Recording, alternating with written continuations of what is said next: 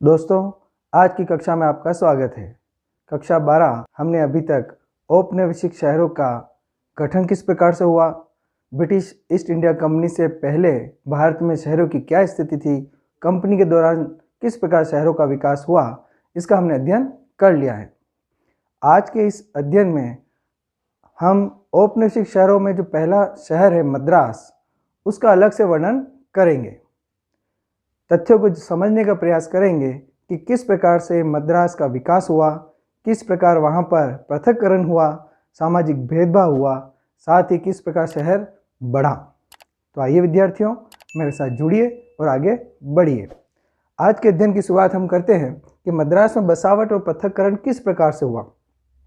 मद्रास पर जाने से पहले यहाँ पर हम एक तथ्य अवश्य देखेंगे कि भारत में ईस्ट इंडिया कंपनी द्वारा अपने व्यापारिक प्रतिष्ठानों की जो शुरुआत की गई थी भारत के पश्चिमी तट से हुई थी, और पश्चिमी तट पर जो शहर स्थित था वह था सूरत। इस प्रकार कंपनी ने अपने व्यापारिक गतिविधियों का केंद्र सबसे पहले पश्चिमी तट पर सूरत में स्थापित किया था। मुगल शासन के दौरान ईस्ट इंडिया कंपनी ने सूरत से अपने व्यापारिक प्रतिष्ठानों की शुरुआत की, लेकिन कालांतर में व्यापारियों ने, ब्रिटिश ईस्ट इंडिया कंपनी ने पूर्वी तट की ओर रुख किया, और पूर्वी तट पर जो उन्होंने अपना केंद्र बनाया वह बनाया मद्रास। जैसा कि आप यहाँ मानचित्र में भी देख रहे हैं, मद्रास पूर्वी तट का एक महत्वपूर्ण स्थल है।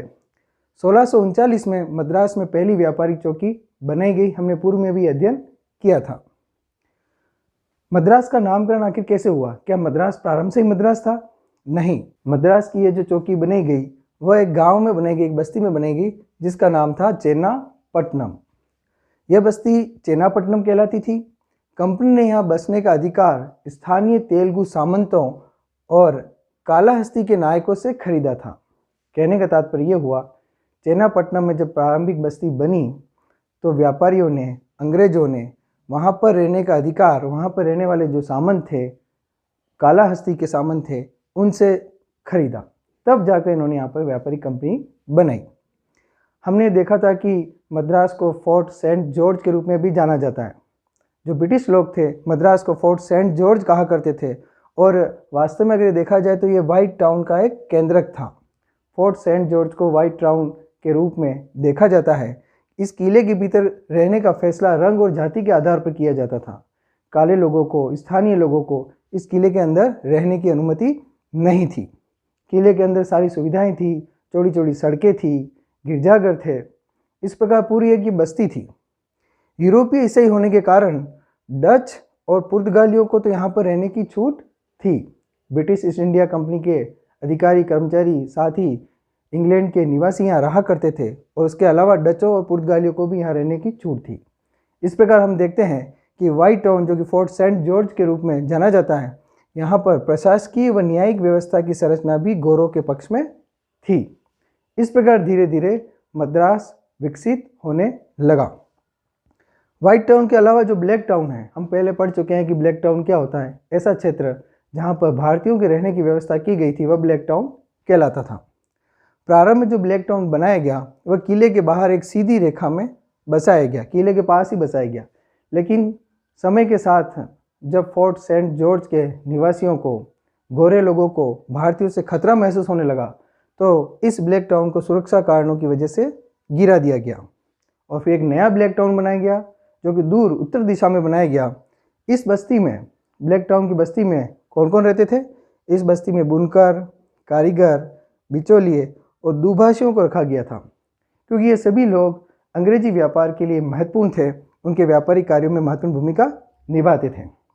अब हम यहाँ पर फोर्ट सेंट जॉर्ज के इर्द गिर्द का एक नक्शा देख रहे हैं। आप देख सकते हैं कि इस नक्शे में व्हाइट टाउन स्थित है, साथ ही साथ ब्लैक टाउन भी स्थित है, और जो पुराना ब्लैक टाउन है वो दाहिने सिरे पर स्थित है।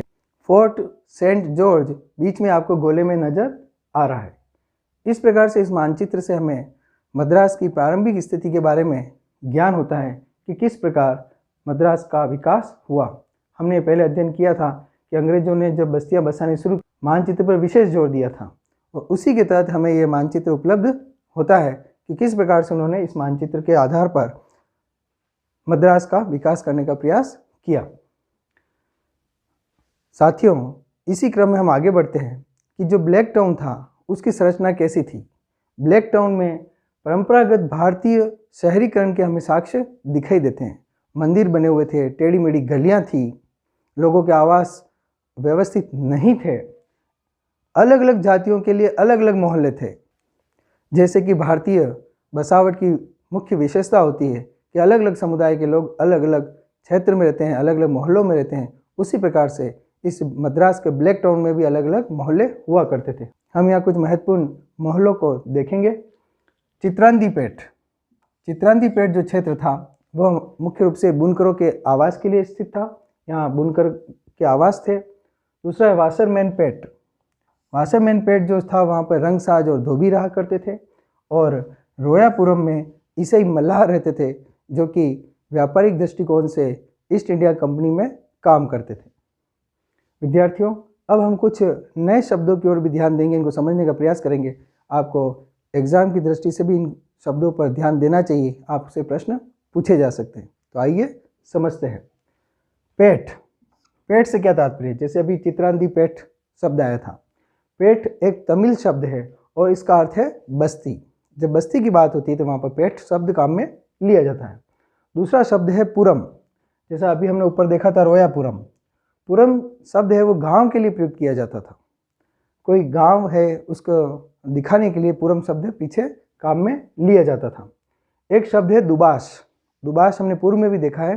दुबास से क्या तात्पर्य है? ऐसे भारतीय जो स्थानीय भाषा और अंग्रेजी दोनों को बोलना जानते थे। ये लोग थे जो व्यापारिक दृष्टि से ईस्ट इंडिया कंपनी के अधिकारियों के लिए, कर्मचारियों के लिए महत्वपूर्ण थे, क्योंकि ये दोनों भाषाओं के जानकार होने की वजह से एजेंट और व्यापारी के रूप में कार्य करते थे। वेलालर।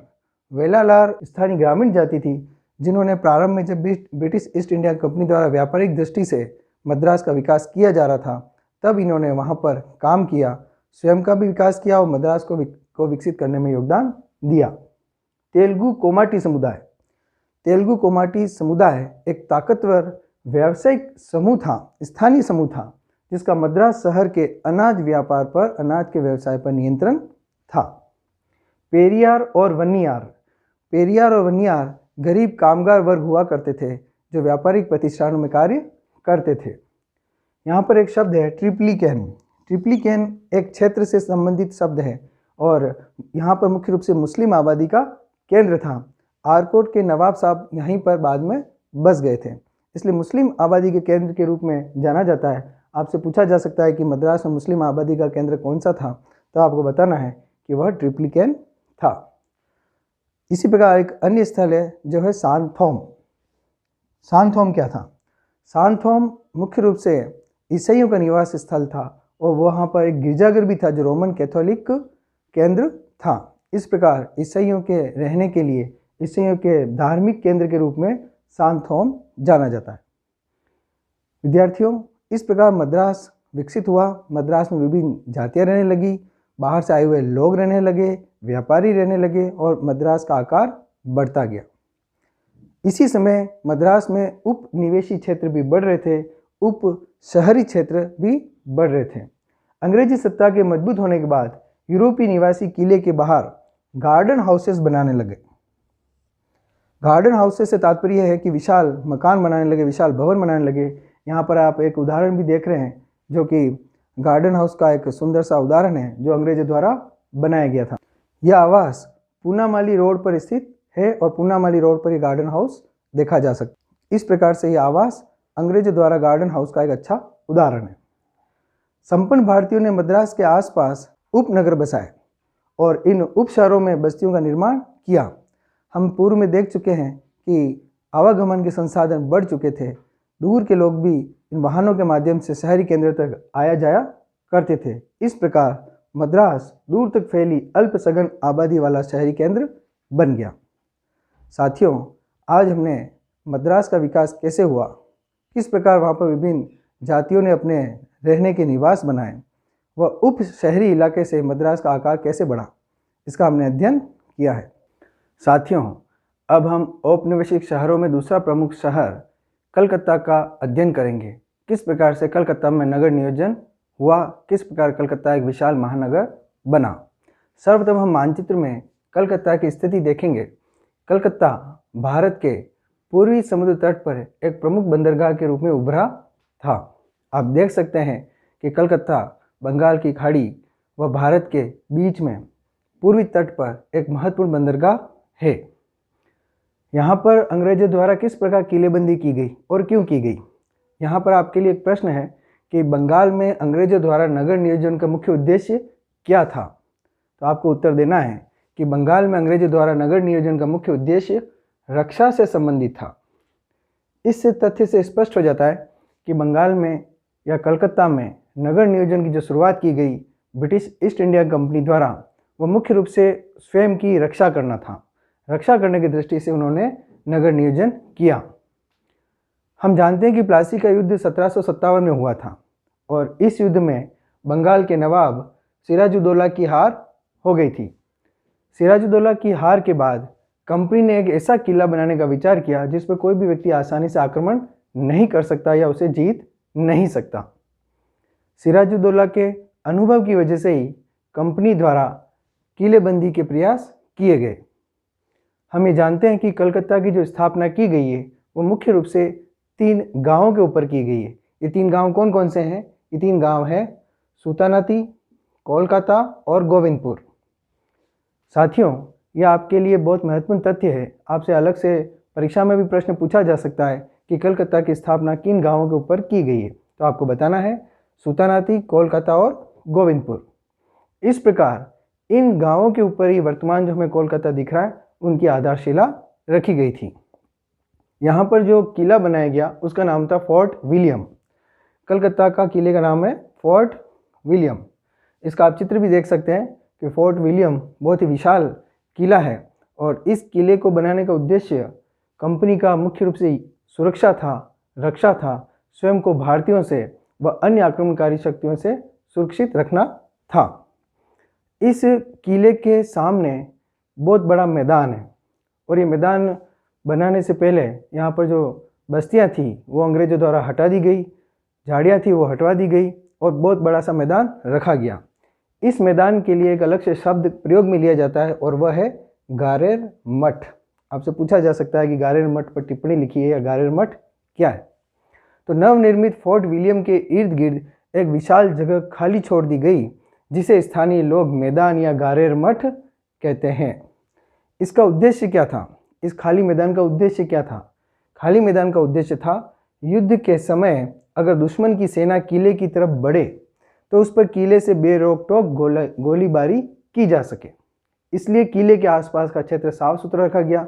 दूर तक किले के ऊपर से नज़र रखी जा सके कि कोई व्यक्ति आ रहा है, आक्रमणकारी आ रहे हैं तो उनके ऊपर बंदूकें चलाई जा सके। इस प्रकार कंपनी द्वारा कलकत्ता में किलेबंदी की शुरुआत की गई। विद्यार्थियों, हमारा अध्ययन का मुख्य उद्देश्य है कि कलकत्ता जैसे शहर का नगरीकरण कैसे हुआ या उसका नियोजन कैसे हुआ, उसी दृष्टिकोण को लेकर हम आगे बढ़ रहे हैं। अब हम यहाँ पर देखेंगे कि कलकत्ता में लॉर्ड वेलेजली का क्या योगदान रहा है। हम जानते हैं कि लॉर्ड वेलेजली 1798 में गवर्नर जनरल बने थे। लॉर्ड वेलेजली ने स्वच्छता के प्रति ध्यान दिया। लॉर्ड वेलेजली ने विशाल इमारतें बनवाई, साथ ही साथ कलकत्ता को सुरक्षित करने का प्रयास भी किया। उन्होंने एक मकान बनवाया या हाउस महल बनवाया जिसका नाम है गवर्नमेंट हाउस। आप यहाँ पर उसका चित्र देख रहे हैं कि ये गवर्नमेंट हाउस बहुत ही विशाल है और उस समय ये एक सत्ता का प्रतीक हुआ करता था। वेलेजली ने कलकत्ता में अपने लिए गवर्नमेंट हाउस नाम से महल बनवाया और यह इमारत अंग्रेजों की सत्ता का एक प्रतीक थी। इसकी विशालता से अंग्रेजों के प्रति लोगों में श्रद्धा उत्पन्न हो, भय उत्पन्न हो, इस प्रकार का वातावरण बनाने का प्रयास किया गया। तीसरा बिंदु अब हम लेंगे कि स्वास्थ्य के दृष्टिकोण से कलकत्ता का नियोजन किस प्रकार किया गया। कलकत्ता को ज़्यादा स्वास्थ्यप्रद बनाने के लिए ज़्यादा खुले स्थान छोड़े गए। क्यों छोड़े गए? कि उस समय जो बीमारियां फैल रही थी, भारतीय जो ब्लैक टाउन थे, बस्तियां थी, वह गंदी थी, वहाँ पर तरह तरह की बीमारियां होने की संभावना रहती थी। इस वजह से अंग्रेजों के मन में भय था कि इन बस्तियों को दूर किया जाए, इनमें स्वच्छता का अभियान चलाया जाए। और वेलेजली ने 1803 में नगर नियोजन हेतु प्रशासकीय आदेश भी जारी किए। इस प्रकार वेलेजली के द्वारा प्रयास किए गए और स्वास्थ्य संबंधी क्षेत्र में कलकत्ता में कार्य किया गया। बहुत सारे बाजारों, घाटों, कब्रिस्तानों और चर्म शोधन इकाइयों को हटा दिया गया, साफ कर दिया गया। इस प्रकार हम देखते हैं कि जन स्वास्थ्य और नगर नियोजन आपस में जुड़ने वाली एक इकाई बन गए। जब भी नगर नियोजन किया जाने लगा तो वहाँ पर जन स्वास्थ्य संबंधी सुविधाओं की तरफ भी ध्यान दिया जा रहा था। अध्ययन को आगे बढ़ाते हैं। यहाँ पर हम एक कमेटी का अध्ययन कर रहे हैं जिसका नाम है लॉटरी कमेटी, जिसका गठन हुआ था सन 1817 में। ये लॉटरी कमेटी क्या है? जब वेलेजली भारत से चले गए उसके बाद में भी कलकत्ता का नगर नियोजन किया जाना था, विकास किया जाना था, तो उस समय एक कमेटी का गठन किया गया जिसका नाम है लॉटरी कमेटी। और लॉटरी कमेटी का कार्य था सरकार की मदद से नगर नियोजन करना। लॉटरी कमेटी स्वयं के लिए और अपने कलकत्ता के विकास के लिए धन की व्यवस्था कैसे करती थी? तो लॉटरी कमेटी सुधार के लिए पैसे की व्यवस्था जनता के बीच लॉटरी बेचकर ही करती थी। और लॉटरी कमेटी ने शहर का नया नक्शा बनवाया, अवैध कब्जे हटवाए, इस प्रकार कलकत्ता का विकास किया। आपसे पूछा जाएगा कि लॉटरी कमेटी पर टिप्पणी लिखिए, तब आपको बताना है कि लॉटरी कमेटी का गठन सन 1817 में हुआ और लॉर्ड वेलेजली के जाने के बाद इस कमेटी ने सरकार की मदद से नगर नियोजन किया।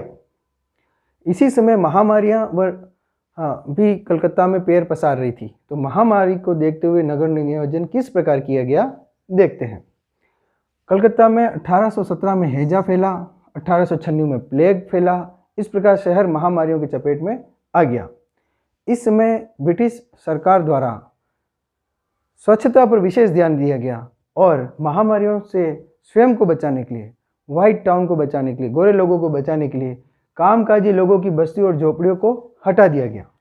ब्रिटिश आबादी के हिस्सों को तेजी से बढ़ाया। जो ब्रिटिश आबादी थी, जो मकान थे, उनको निरंतर बढ़ाते गए।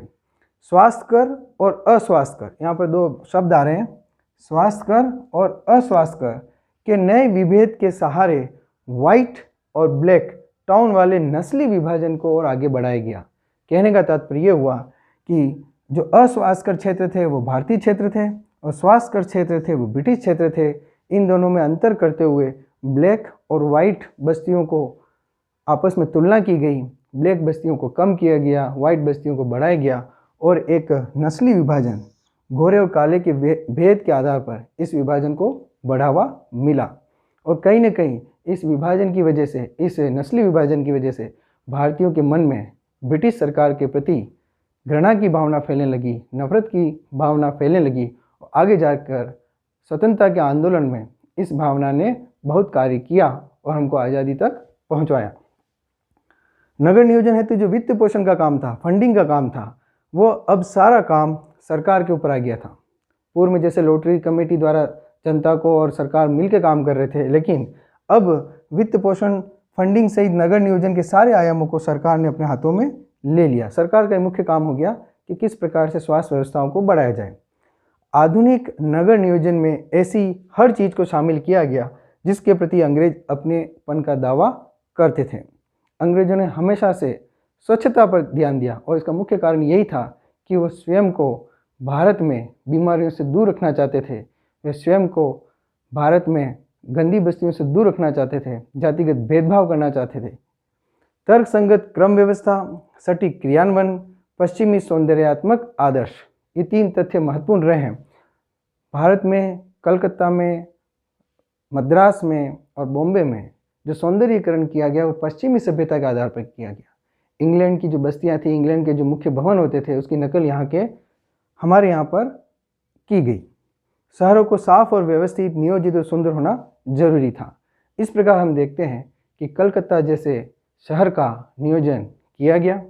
साथियों, अब हम बम्बई का अध्ययन करेंगे कि बम्बई का निर्माण किस प्रकार से हुआ। सर्वप्रथम हम देखेंगे कि बम्बई की मानचित्र में स्थिति किस प्रकार से है। बम्बई की स्थिति भारत में पश्चिमी तट की ओर है। पश्चिमी तट पर अरब सागर के किनारे स्थित यह एक 7 टापुओं का क्षेत्र है। जैसा कि हमने पहले भी पढ़ा था कि बम्बई में 7 टापू थे और ये 7 टापुओं में जैसे जैसे आबादी बढ़ती गई, इन टापुओं को आपस में जोड़ दिया गया और एक विशाल शहर अस्तित्व में आया। बम्बई औपनिवेशिक भारत की आर्थिक राजधानी था। यहाँ पर प्रारंभ से ही ब्रिटिश ईस्ट इंडिया कंपनी ने अपने प्रमुख कारखाने स्थापित किए थे और यह एक प्रमुख बंदरगाह होने के कारण यह अंतर्राष्ट्रीय व्यापार का भी केंद्र रहा था। 19वीं सदी के अंत तक भारत में आयात और निर्यात का बम्बई एक प्रमुख केंद्र हुआ करता था। बम्बई का जो विकास हुआ, हम देखते हैं कि अमेरिका का जो गृह युद्ध शुरू हुआ 1861 में, हमने पूर्व के अध्याय में भी पढ़ा था कि अमेरिका में सिविल वार 1861 में प्रारंभ हुई थी, और 1861 में जब अमेरिका में गृह युद्ध छिड़ा तो वहाँ से कपास का आयात कम हो गया। इसी समय भारत को अवसर मिला कि भारत में जो उत्पादन कपास का हो रहा था वो बम्बई बंदरगाह के माध्यम से इंग्लैंड तक व यूरोप के देशों तक जाने लगा। भारतीय कपास की मांग बढ़ गई, भारतीय व्यापारी व बिचौलियों को मुनाफा होने लगा। इस वजह से बम्बई एक प्रमुख बंदरगाह के रूप में उभरा, और बम्बई के आसपास का जो क्षेत्र था वो दक्कन कहलाता है, और ये क्षेत्र कपास के उत्पादन के लिए जाना जाता था। इसी के बाद जब 1869 में स्वेज नहर की शुरुआत हुई, स्वेज नहर खुल गया, तो बम्बई विश्व अर्थव्यवस्था से जुड़ने वाला भारत का एक प्रमुख बंदरगाह बन गया। विद्यार्थियों, इस प्रकार बम्बई की जो स्थिति है वह न केवल भारत के संदर्भ में वरन वैश्विक दृष्टिकोण में भी एक अच्छे किस्म के उच्च स्तर के बंदरगाह के रूप में जानी जाती है, और अंग्रेजों ने इसे भारत की आर्थिक राजधानी के रूप में स्थापित कर दिया। इसी वजह से बम्बई को भारत का सरताज शहर भी कहा जाता है। आपसे एग्जाम में पूछा जा सकता है कि अरब्स प्राइमा इन इंडीज किसके लिए प्रयुक्त किया गया है, तो अरब्स प्राइमा इन इंडीज शब्द जिसका अर्थ होता है भारत का सरताज शहर, ये बम्बई सरकार और भारतीय व्यापारियों ने बम्बई को ये नाम प्रदान किया। यह नाम प्रदान करने का कारण यही था कि बम्बई आर्थिक राजधानी के रूप में भारत में अपनी पहचान बना रही थी। यहाँ से कपास के व्यापार विदेशों में हो रहा था, इस वजह से बम्बई बंदरगाह विश्व में पहचान बनाता है। 19वीं सदी के उत्तरार्ध तक बम्बई में भारतीय व्यापारियों ने कॉटन मिलें भी स्थापित कर दी थी। इस प्रकार हम देखते हैं बम्बई विकसित हुआ। अब हम ये देखेंगे कि यहाँ पर नई नई इमारतें क्यों बनी, किस प्रकार से बनी। शहर में जो भव्य इमारतें थी वह बनाई गई, और ब्रिटिश कंपनी ने, ब्रिटिश सरकार ने भव्यता को एक पहचान के रूप में स्थापित करने का प्रयास किया। इन इमारतों में शासकों की संस्कृति व आत्मविश्वास झलकता था। बड़ी बड़ी इमारतों से भव्यता आती है, और भव्यता की वजह से ब्रिटिश सरकार ने, अंग्रेजों ने, गोरों ने अपनी प्रतिष्ठा स्थापित करने का प्रयास किया। इनका स्थापत्य या वास्तु शैली जो मुख्यतः यूरोपीय शैली थी, यूरोपीय शैली पर ही आधारित ये बड़े बड़े विशाल नगर बनाए गए, यहाँ पर विशाल भवन बनाए गए जिन्होंने अपनी एक अलग पहचान दी। यहाँ पर हमारे सामने एक प्रश्न उपस्थित होता है कि यूरोपीय शैली में शाही दृष्टिकोण जो दिखता था उसका क्या कारण था, क्यों शाही दृष्टिकोण की झलक हमें इनमें दिखाई देती है, इसके पीछे अंग्रेजों की क्या नीति थी। पहला कारण, एक अजनबी देश में ब्रिटिश लोगों के लिए, अंग्रेज लोगों के लिए भारत एक अजनबी देश था, और एक अजनबी देश में जाना पहचाना सा भूदृश्य रचा अगर जाए तो वहाँ पर घर जैसी फीलिंग आने लगती है। तो अंग्रेजों ने, इंग्लैंड के लोगों ने भारत में यूरोपीय शैली के मकान बनाए, यूरोपीय शैली के भवन बनाए, जिससे कि उनको ये उपनिवेश भी घर जैसा महसूस होने लगा, और यहाँ पर वो जब रहते थे तो उनको इंग्लैंड के समान ही वातावरण लगने लगा। दूसरा कारण, अंग्रेज यूरोपीय शैली को अपनी श्रेष्ठता, अधिकार और सत्ता का प्रतीक मानते थे। यूरोपीय शैली के जो मकान थे उसको यहाँ पर बनाने के बाद वो अपने आप को श्रेष्ठ, अपने आप को अधिकार और अपनी सत्ता बताने का प्रयास करते थे। तीसरा, यूरोपीय इमारतों से औपनिवेशिक स्वामियों वो भारतीय प्रजा के बीच फर्क और फासला दिखता था। कहने का तात्पर्य, जैसे हमने अभी पूर्व में पढ़ा था कि रंग भेद या नस्ली भेद जो हमें ब्लैक टाउन और वाइट टाउन में नज़र आ रहा था, वही चीज़ बम्बई में भी विशाल भवनों के निर्माण से नज़र आने लगी। विशाल भवन, भव्य भवन वह औपनिवेशिक स्वामियों के बारे में बताते हैं, और ये स्वामी थे अंग्रेज, और जो साधारण मकान थे, जो पिछड़े हुए क्षेत्र थे, वो भारतीय प्रजा के मकानों को दिखाते थे। तो इस प्रकार इन दोनों के बीच में बड़ा सा गैप होने लगा, बड़ा सा अंतर दिखाई देने लगा।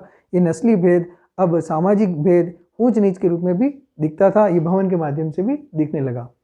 अगला महत्वपूर्ण बिंदु है शैलियों का आपसी विनिमय। यूरोपीय शैलियाँ जो भारत में काम में ली गई भवनों को बनाने में, और साथ ही साथ जो भारत में जो शैली काम में ली जा रही थी, अधिक समय तक दोनों आपस में दूर नहीं रह सकी, दोनों का समन्वय होने लगा। धीरे धीरे भारतीय व्यापारियों ने या भारतीय लोगों ने यूरोपीय शैली को स्वीकार कर लिया। कहने का तात्पर्य ये हुआ, भारतीयों द्वारा भी जो मकान बनाए गए, जो भवन बनाए गए, धीरे धीरे यूरोपीय शैली में दिखने लगे। अंग्रेजों से प्रभावित जो भवन थे उनकी देखा देखी भारतीयों ने भी करनी प्रारंभ की और अपने भवनों में वह झलक दिखने लगी। साथ ही साथ अंग्रेजों ने भी अपनी आवश्यकता अनुसार भारतीय शैली को अपना लिया। इस प्रकार दोनों शैलियों का आपस में विनिमय होने लगा। और यह एक यहाँ पर एक महत्वपूर्ण उदाहरण भी हम ले सकते हैं, वह है बंगलो।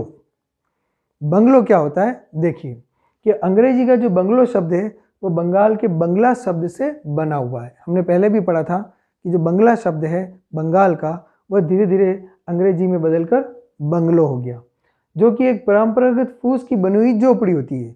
बंगाल में जो बंगला बनता था वह एक झोपड़ी बनती थी, फूस की, घास फूस की जो झोपड़ी बनती है उसको बंगला कहा जाता था। लेकिन अंग्रेजों ने उसे अपनी ज़रूरत के हिसाब से बदल दिया।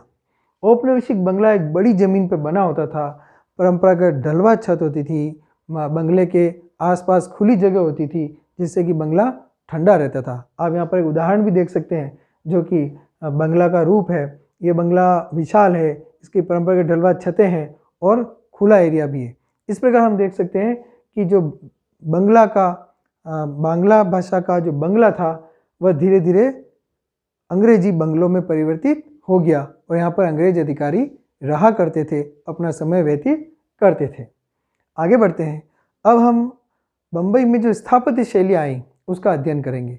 मुख्य रूप से 3 प्रकार की स्थापत्य शैलियाँ हमको यहाँ पर दिखाई देती है और वो तीनों शैलियाँ इस प्रकार है। पहला नवशास्त्रीय शैली या नियो क्लासिकल, दूसरा नव गौथिक शैली व तीसरा इंडो सारासेनिक शैली। अब हम तीनों शैलियों का विस्तृत अध्ययन करते हैं। साथियों, नवशास्त्रीय या नव क्लासिकल शैली क्या है, आइए देखते हैं। नवशास्त्रीय शैली की विशेषता है कि इसमें बड़े बड़े स्तंभों के पीछे रेखा गणितीय संरचनाओं का निर्माण किया जाता है।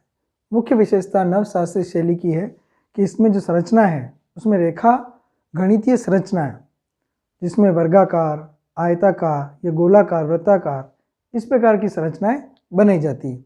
और ये शैली मूल रूप से रोम की शैली है, रोम के क्षेत्रों से प्रभावित शैली है और यहाँ के भवनों में ये शैली काम में ली जाती थी। 1833 में जो बम्बई का टाउन हॉल बनाया गया वह इसी शैली का एक उदाहरण है। आप देख सकते हैं टाउन हॉल, यह जो टाउन हॉल है इसकी जो संरचना है, शैली है, वह नवशास्त्रीय शैली है।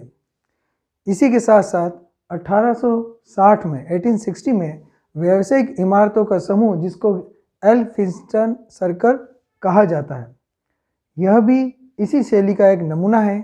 इसमें जो पहली मंजिल है उसमें ढके हुए तोरण पथ का रचनात्मक ढंग से इस्तेमाल किया गया है। इस प्रकार हम देखते हैं कि नवशास्त्रीय या नियो क्लासिकल शैली ने बम्बई के भवनों में अपनी छाप छोड़ी और बम्बई के जो विशाल भवन थे, बृहद भवन थे, शानदार भवन थे, उसमें नवशास्त्रीय या इस नियो क्लासिकल शैली की झलक दिखाई देती है। दूसरी प्रमुख शैली है वह है नवगौथिक शैली। नवगौथिक शैली में मुख्य रूप से जो इमारतों की विशेषता होती है उसमें ऊंची उठी हुई छतें, नोकदार मेहराबें और बारीक साज सज्जा, ये इस शैली की खासियत है। इस शैली की जो इमारतें थी उनका जन्म गिरजाघरों के आधार पर हुआ है। जो ईसाई के चर्च होते हैं उसकी बनावट के आधार पर इस शैली का जन्म हुआ है। यहाँ पर आप देख सकते हैं कि बम्बई का सचिवालय जो कि इस शैली का बहुत ही सुंदर उदाहरण है, नवगौथिक शैली में बनाया गया है। इसके अलावा बम्बई विश्वविद्यालय, उच्च न्यायालय की इमारतें, ये सभी नवगौथिक शैली के उदाहरण हैं। विक्टोरिया टर्मिनस, विक्टोरिया टर्मिनस इस शैली का सबसे श्रेष्ठ उदाहरण है, जो कि great Indian peninsular railway company का स्टेशन और मुख्यालय था। आप यहाँ पर देख सकते हैं कि यह जो विक्टोरिया टर्मिनस है किस प्रकार अपनी भव्यता के लिए जाना जाता है। आज भी लोग इसे देखने के लिए वहाँ पर जाते हैं। दोनों शैलियों के पश्चात जो तीसरी महत्वपूर्ण शैली वह है इंडो सारसेनिक शैली। जैसा कि नाम से स्पष्ट है, इसमें भारतीय व यूरोपीय दोनों शैलियों का मिश्रण पाया जाता है। इस शैली में 1911 में बना गेटवे ऑफ इंडिया एक प्रमुख उदाहरण है, जो मुख्य रूप से बनाने का कारण था राजा जॉर्ज पंचम व उनकी पत्नी मेरी जब इंडिया आ रहे थे तो उनके स्वागत के लिए इसका निर्माण किया गया था और ये गुजराती शैली का एक उदाहरण है। इंडो सार्वजनिक शैली का एक महत्वपूर्ण उदाहरण बॉम्बे का ताज होटल भी है, और ये ताजमहल होटल जो कि उद्योगपति जमशेदजी टाटा ने बनवाया था। आप देख सकते हैं कि ये इमारत बहुत ही भव्य है, सुंदर है। इसका निर्माण भी इंडो सार्वजनिक स्टाइल में किया गया, शैली में किया गया। इसमें भारतीय व यूरोपीय दोनों शैलियों के हमें चिन्ह दिखाई देते हैं। इस प्रकार विद्यार्थियों, ये विभिन्न जो शैलियाँ थी उन्होंने बम्बई में अपनी छाप छोड़ी। बम्बई में विभिन्न भवनों में अलग अलग रूप से हमें दिखाई देते हैं, और बम्बई एक भव्य शहर के रूप में हमें दिखाई देने लगा। औपनिवेशिक शहरों में इसकी पहचान अलग से बनी। यहाँ हम साथ ही साथ एक चोल नामक संरचना का भी अध्ययन करेंगे, जो कि बम्बई जैसे महानगरों की एक विशेषता रही है। चोल किसे कहते हैं, क्या होता है? बम्बई में चोल एक बहुमंजिला इमारत होती थी, जिनमें एक एक कमरे वाली आवासीय इकाइयाँ बनी होती थी। इन एक एक कमरों के आगे बरामदे होते थे या खुला गलियारा होता था। इस प्रकार से इन संरचनाओं में, इन इमारतों में बहुत थोड़ी जगह पर बहुत सारे परिवार रहते थे। चोल का एक उदाहरण हमें यहाँ पर दिखाई दे रहा है, जो कि बम्बई में मुख्य रूप से जाना जाता है। बम्बई की चोल सभी जगह जानी जाती है, प्रसिद्ध है। इस प्रकार विद्यार्थियों, हमने तीनों बड़े औपनिवेशिक शहरों का अध्ययन किया, मद्रास, कलकत्ता व बम्बई। तीनों शहर किस प्रकार ब्रिटिश शासन काल के दौरान यूरोपीय शैली से प्रभावित हुए, और उनका आकार, उनका संरचनाएं, उनका व्यापारिक दृष्टिकोण न केवल भारत की दृष्टि से महत्वपूर्ण रहा, वरन ब्रिटिश शासन के दौरान यूरोपीय छवि के रूप में भी जाना गया।